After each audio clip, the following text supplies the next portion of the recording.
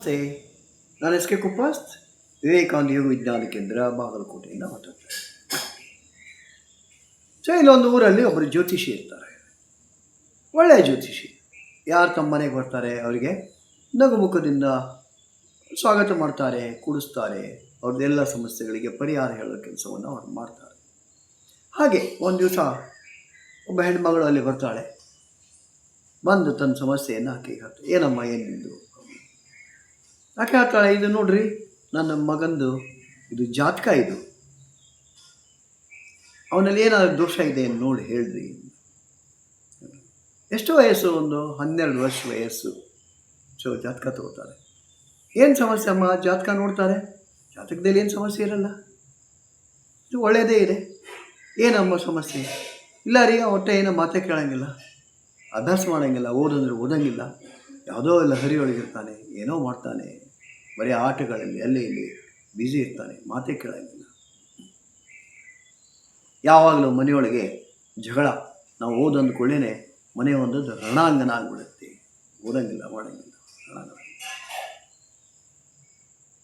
ಆಯಿತು, ಜ್ಯೋತಿಷಿಗಳು ಹೇಳ್ತಾರೆ, ಅಡ್ಡಿಯಿಲ್ಲ, ನಾಳೆ ನಿಮಗೆ ಪರಿಹಾರ ಹೇಳ್ತೀನಿ. ನಾಳೆ ಬರಬೇಕಾದ್ರೆ ಒಂದು ಕೋಳಿ ಮೊಟ್ಟೆಯನ್ನು ತೊಗೊಂಡು ಬರ್ರಿ. ಆಕೆ ಆಶ್ಚರ್ಯ, ಕೋಳಿ ಮೊಟ್ಟೆ ಯಾತಕ್ಕೆ ಬೇಕು? ಕೋಳಿ ಮೊಟ್ಟೆ ಇರ್ಬೋದು, ಏನಾದರೂ ಜ್ಯೋತಿಷಿಗಳಾದ ಮುಖಾಂತರ ಪರಿಹಾರ ಹೇಳ್ತಿರ್ಬೋದು ಅಂತ ಆಕೆ ಆಗ ಹೋಗ್ತಾಳೆ. ಮರುದಿವ್ಸ ಬರಬೇಕಾದ್ರೆ ಒಂದು ಕೋಳಿ ಮೊಟ್ಟೆಯನ್ನು ತಗೊಂಡು ಬರ್ತಾಳೆ. ಆಗ ಜ್ಯೋತಿಷಿಗಳು ಹೇಳ್ತಾರೆ, ನೋಡಮ್ಮ, ಈ ಕೋಳಿ ಮೊಟ್ಟೆಯೊಳಗೆ ಚೈತನ್ಯ, ಜೀವ, ಶಕ್ತಿ ಇದೆ.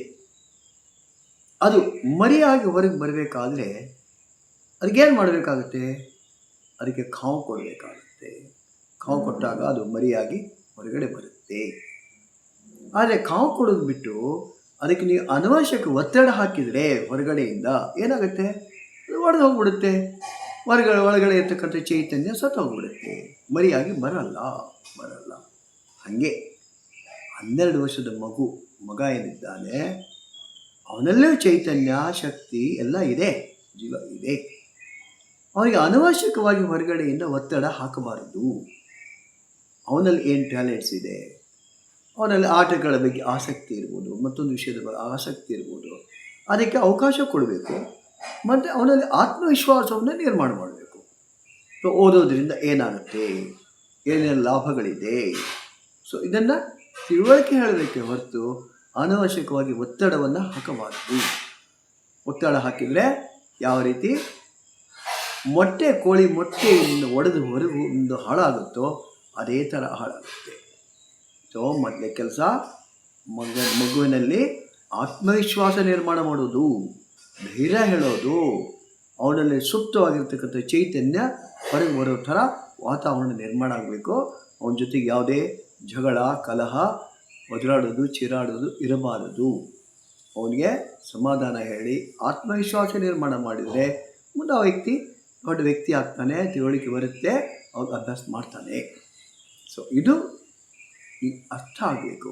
ಆವಾಗ ಆಕೆಗೆ ಅನಿಸುತ್ತೆ, ತಾನು ಅನವಶ್ಯಕವಾಗಿ ತನ್ನ ಅಪೇಕ್ಷೆ ಪ್ರಕಾರ ಹಿಂಗೆ ಆಗಬೇಕು, ಹಂಗೆ ಆಗಬೇಕು, ಒತ್ತಡ ಹೇರ್ತಾ ಇರೋದು ತಪ್ಪಿರೋದು.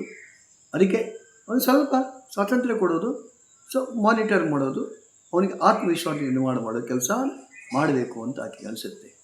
ಇದು ಡಾಕ್ಟರ್ ಗಣಪತಿ ಹೆಗಡೆಯವರ ಲೇಖನದಿಂದ ತಗೊಂಡದ್ದು. ವಿವೇಕಾನಂದ ಯೋಗ ವಿಜ್ಞಾನ ಕೇಂದ್ರ, ಬಾಗಲಕೋಟೆ. ನಿರಂತರ ಯೋಗ ವರ್ಗಗಳನ್ನು ನಡೆಸುತ್ತೆ. ಬೆಳಗ್ಗೆ 6ರಿಂದ 7, ಸಂಜೆ 6ರಿಂದ 7, ಬೋತ್ ಆಫ್ಲೈನ್ ಆ್ಯಂಡ್ ಆನ್ಲೈನ್. ಬನ್ನಿ, ನಾವು ಯೋಗ ವರ್ಗಗಳಲ್ಲಿ ಭಾಗವಹಿಸಿ. ಜೊತೆಗೆ ನಮ್ಮದೇ ಯೂಟ್ಯೂಬ್ ಚಾನೆಲ್ ಇದೆ, ವಿವೇಕಾನಂದ ಯೋಗ ವಿಜ್ಞಾನ ಕೇಂದ್ರ, ಬಾಗಲಕೋಟೆ. ಅದಕ್ಕೆ ಸಬ್ಸ್ಕ್ರೈಬ್ ಆಗಿರಿ, ಅದಕ್ಕೆ ಲೈಕ್ ಮಾಡಿರಿ, ಮತ್ತು ಬೇರೆಯವರಿಗೆ ಅದನ್ನು ವರ್ಗಾವಣೆ ಮಾಡಿರಿ. ಧನ್ಯವಾದಗಳು.